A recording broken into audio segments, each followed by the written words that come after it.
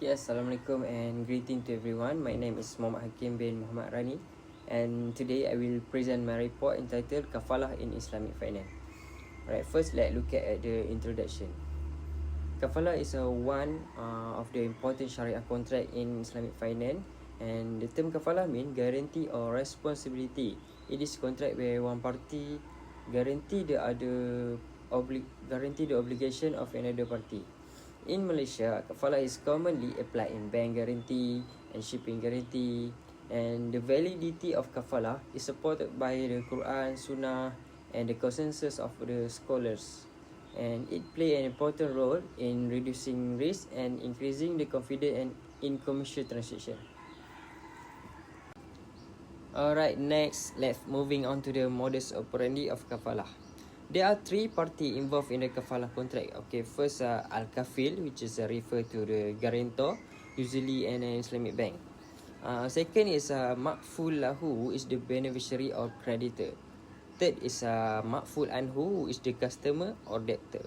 Okay, the process begin when a customer apply for a guarantee from an Islamic bank, and the bank evaluate the customer first about the financial capability and creditworthiness. If approved, the bank issue a guarantee document in favor of the beneficiary, and then the beneficiary accept the guarantee as an assurance that the obligation will be fulfilled.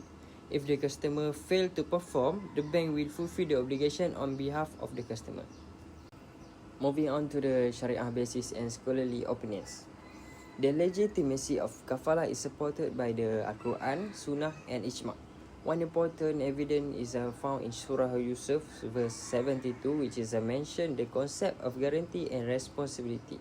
And classical scholars such as Ibn Qadir, Ibn Qudama, Al-Saraksi, and Zuhaili agree that kafalah is valid and permissible contract in Islam.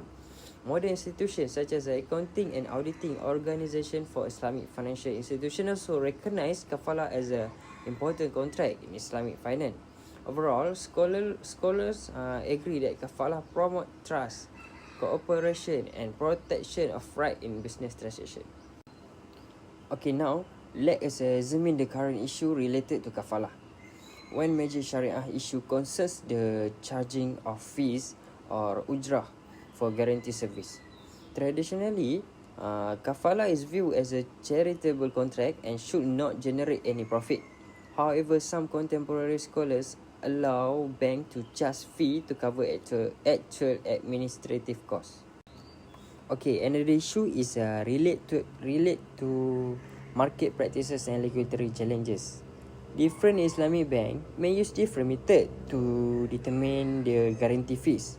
So this lack of standardization may create confusion among customer and raise question about the fairness and regarding the Sharia consistency. I give one example lah.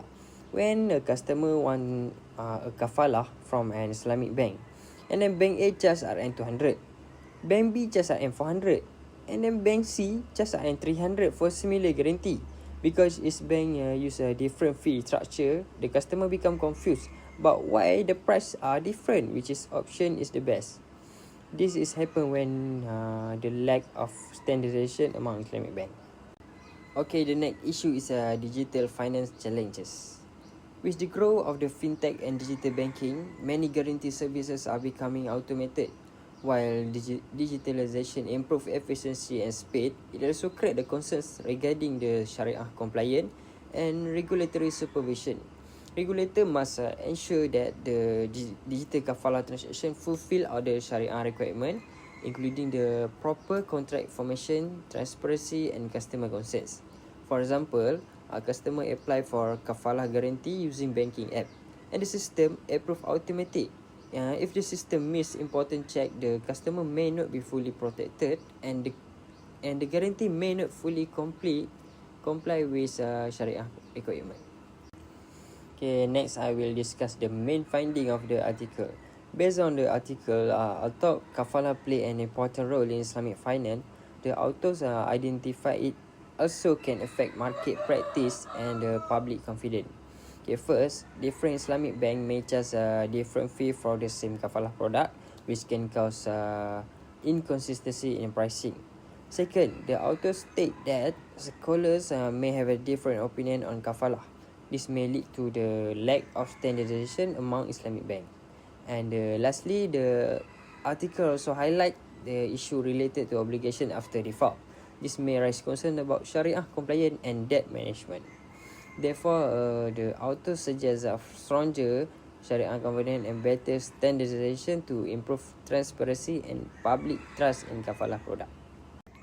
Okay, in conclusion, kafalah play an important role in Islamic finance by helping reduce business risk and supporting financial transaction. However, some challenges still exist, such as different fees charged among banks and lack of standardization and issue related to the fintech and digital banking. Therefore, stronger Sharia governance is needed to ensure proper implementation. In my personal opinion, kafalah has a promising futures, and more standardization should be introduced to improve consistency across the industry. At the same time, fintech can increase the efficiency, but Sharia compliance must always be maintained. Thank you. That's all for me.